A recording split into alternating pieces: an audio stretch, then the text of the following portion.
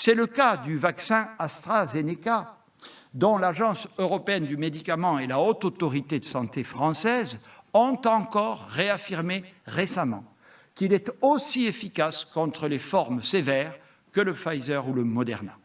Certaines formes rarissimes d'effets indésirables, Olivier Véran y reviendra, ont été constatées. Les autorités médicales en ont tiré les conséquences en recommandant de ne l'utiliser qu'au-delà de 55 ans, ce que nous appliquons évidemment.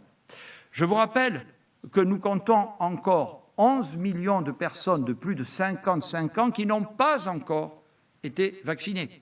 J'ai 55 ans et je me suis vacciné avec l'AstraZeneca, comme 200 millions de personnes dans le monde. J'invite chacune et chacun de ceux qui le peuvent à en faire de même. Dans de très rares cas, il peut provoquer des thromboses, c'est-à-dire la formation de petits caillots qui peuvent aller boucher des veines, qui peuvent aller boucher la circulation veineuse et provoquer, pour le coup, des effets indésirables plus graves. Mais ils sont très rares. C'est 5 cas environ pour 1 million de personnes vaccinées. Je vais vous donner une comparaison. Si vous prenez l'avion pour traverser l'Atlantique, vous avez un risque également de faire des thromboses parce que vous allez être moins mobile.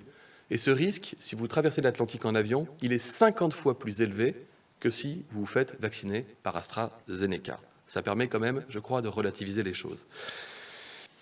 D'ailleurs, un autre argument qui ne trompe pas, ce sont les dizaines de milliers de médecins, de pharmaciens, d'infirmières, d'infirmiers qui ont commandé et continuent de commander du vaccin AstraZeneca pour protéger leurs patients.